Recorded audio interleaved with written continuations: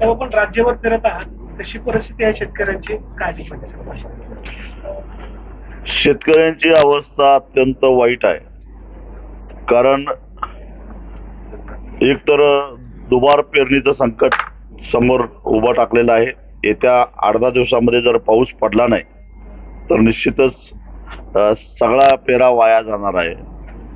शेतकऱ्यांच्या डोक्यावर कर्ज चढत आहे. याचं कारण सरकारनं कांद्याच्या निर्यातीवर बंदी करून कांद्याचे भाव पडले, साखरेच्या निर्यातीवर बंदी घालून उसाला किमान 800 ते 1000 रुपये कमी भाव मिळेल अशा प्रकारची व्यवस्था केली. पामतेल आणि सोयाबीन पेंड आयात केल्यामुळं सोयाबीनचे भाव निम्म्यानं खाली आले.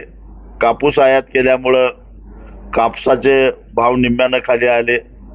त्याचबरोबर आता मका आयातीचा निर्णय घेतलाय, म्हणजे मका उत्पादक शेतकऱ्यांचं वाटोळ होणार आहे.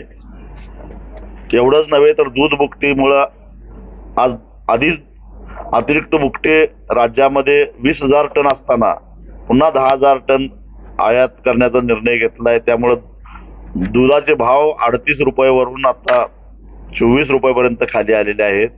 आणि या सगळ्याचा एकत्रित परिणाम म्हणून शेतकरी कर्जबाजारी झालेला आहे. आणि कर्जबाजारी झाल्यामुळं आत्महत्यांचं प्रमाण पुन्हा वाढलेलं आहे. याची संपूर्ण जबाबदारी सरकारवर आहे.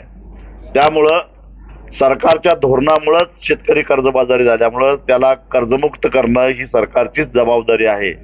आणि त्यासाठी ज्या वसंतराव नाईक यांनी महाराष्ट्रामध्ये हरित क्रांती यशस्वी करून अन्नधान्याच्या बाबतीत महाराष्ट्राला अग्रेसर केलं, त्या वसंतराव नाईक यांच्या नावानं स्वर्गीय वसंतराव नाईक शेतकरी कर्जमुक्ती आंदोलनाची सुरुवात उद्या 1 जुलैपासून त्यांच्या जन्मगावातून आम्ही करीत आहोत. त्यासाठी महाराष्ट्राचा हा दौरा आहे.